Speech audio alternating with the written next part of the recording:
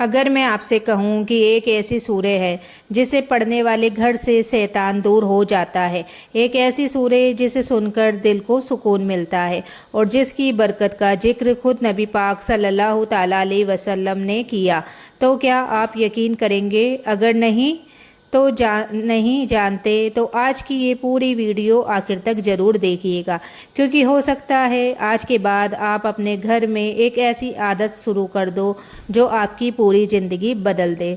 تو السلام علیکم ورحمۃ اللہ وبرکاتہ۔ آج میں آپ سب سے ایک ایسی سورہ کی بات کرنے والی ہوں جسے ہم سب جانتے تو ہیں، لیکن اس کی اصلی اہمیت کو بہت کم لوگ سمجھتے ہیں۔ میں بات کر رہی ہوں سورہ بقرہ کی۔ جب بھی سورہ بقرہ کا نام آتا ہے بہت سے لوگ کہتے ہیں کہ یہ بہت لمبی سورہ ہے، بعد میں پڑھیں گے، کسی دن وقت ملے گا تب پڑھیں گے۔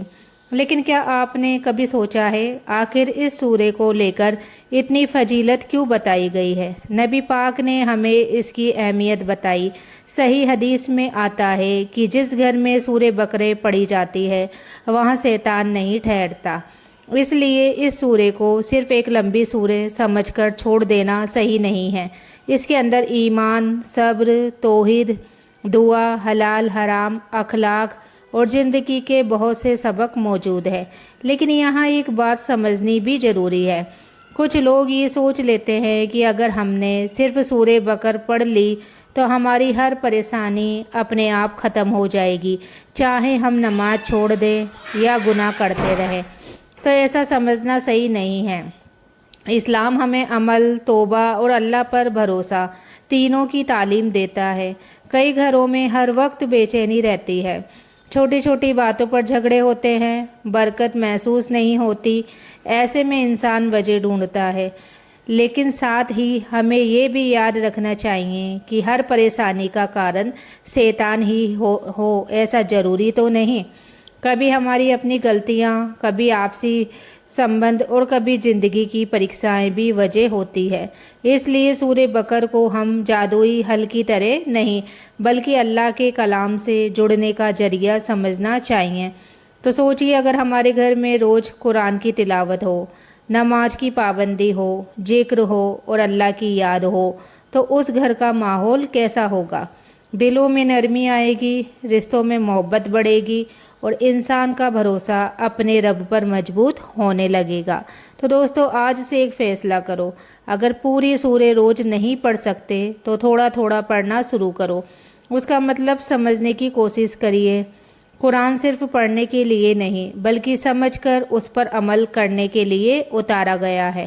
یقین مانیے جب انسان اللہ کے کلام سے اپنا رشتہ مضبوط کرتا ہے تو سب سے بڑا فائدہ اس کے دل کو ملتا ہے، دل کو سکون ملتا ہے، امید ملتی ہے اور اپنے رب پر بھروسہ بڑھتا ہے۔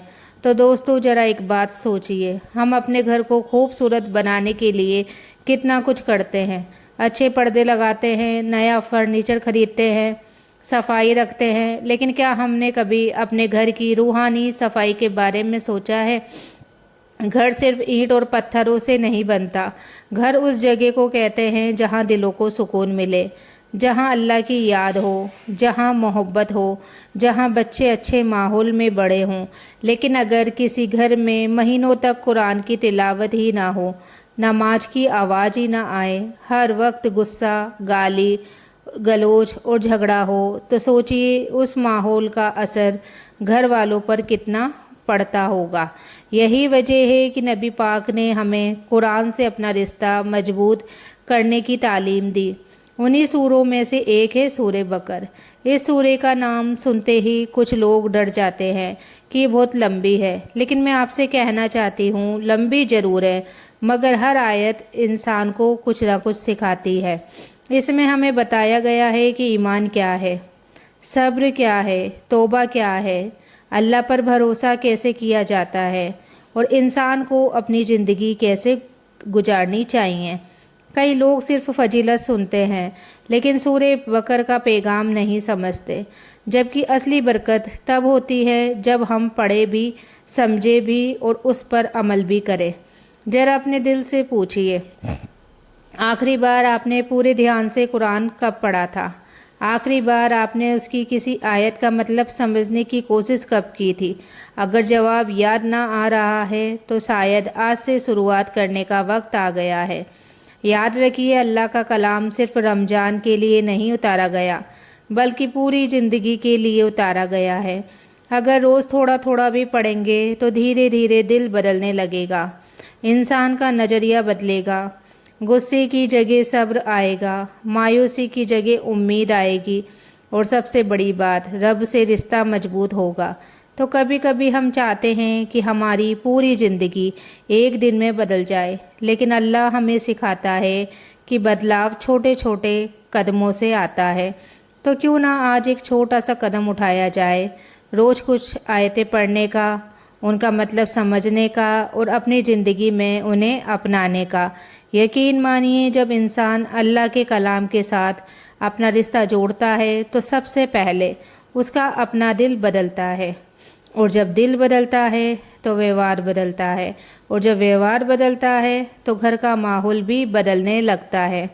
تو دوستو، ایک سوال میں آپ سے پوچھنا چاہتی ہوں، اگر کسی انسان کے پاس دنیا کی ہر نعمت ہو، بڑا گھر ہو، پیسہ ہو، گاڑی ہو، لیکن اس کے دل میں سکون ہی نہ ہو، تو کیا وہ سچ میں خوش رہ سکتا ہے؟ تو شاید نہیں، کیونکہ اصلی سکون پیسے سے نہیں، اللہ کی یاد سے ملتا ہے۔ آج ہماری زندگی اتنی تیز ہو گئی ہے کہ صبح سے رات تک ہم دنیا کے کاموں میں لگے رہتے ہیں، لیکن اپنے رب کے لیے کتنا وقت نکالتے ہیں؟ یہی سوال ہر انسان کو خود سے پوچھنا چاہیے۔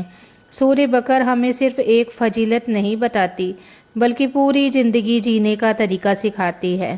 اس سورے میں بار بار انسان کو یاد دلایا گیا ہے کہ ہر حال میں اللہ پر بھروسہ رکھو، چاہے خوشی ہو یا غم، آسانی ہو یا مشکل، انسان کا سہارا سب سے پہلے اس کا رب ہونا چاہیے۔ لیکن افسوس کی بات ہے کہ آج ہم چھوٹی سی پریشانی آتے ہی گھبرا جاتے ہیں، کبھی لوگوں کے پاس بھاگتے ہیں، کبھی ہر سنی سنائی باتوں پر یقین کر لیتے ہیں، جبکہ سب سے پہلے ہمیں اپنے رب کی طرف رجوع کرنا چاہیے۔